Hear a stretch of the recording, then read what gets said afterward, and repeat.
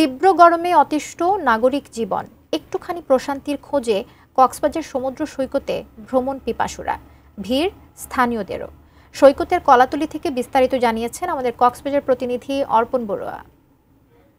তীব্র গরমে জনজীবন যখন অতিষ্ঠ, ঠিক সেই সময় একটুখানি প্রশান্তির খোঁজে কক্সবাজার সমুদ্র সৈকতে ভিড় জমিয়েছেন ভ্রমণ পিপাসুরা।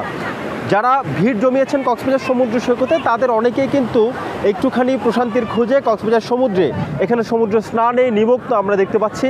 অনেকেই পরিবার পরিজনকে নিয়ে এসেছেন, আবার অনেকেই প্রিয়জনকে সাথে নিয়ে এই তীব্র গরমের মধ্যে তারা আসলে কক্সবাজারের এখানে সমুদ্র স্নান করতে আমরা দেখতে পাচ্ছি।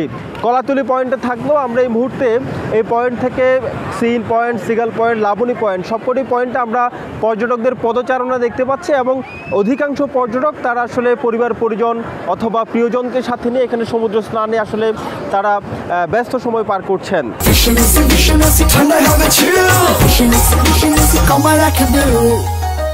ঠিক এই মুহূর্তে কক্সবাজারের তাপমাত্রা হচ্ছে 33.7 ডিগ্রি সেলসিয়াস। যদিও তাপমাত্রা গতকাল সেই তুলনায় আরও বেশি ছিল, গতকাল ছিল 36.0 ডিগ্রি সেলসিয়াস। তবে আবহাওয়া অফিসের কর্মকর্তারা আমাদেরকে জানিয়েছেন দিন যত যাবে অর্থাৎ 2-1 দিনের মধ্যে তাপমাত্রা কমবে, তবে গরমের মাত্রা কিন্তু কমবে না। যার কারণে কক্সবাজারের যারা স্থানীয় বাসিন্দা রয়েছেন তারাও কিন্তু একেবারে প্রশান্তির খুঁজে কক্সবাজার সমুদ্র সৈকতে এসে ভিড় জমিয়েছেন এবং অনেকেই সমুদ্র স্নান করতে আমরা অনেকেই দেখতে পেয়েছি। কক্সবাজার সমুদ্র সৈকতের কলাতলি থেকে এটুকুই ছিল, সবশেষ।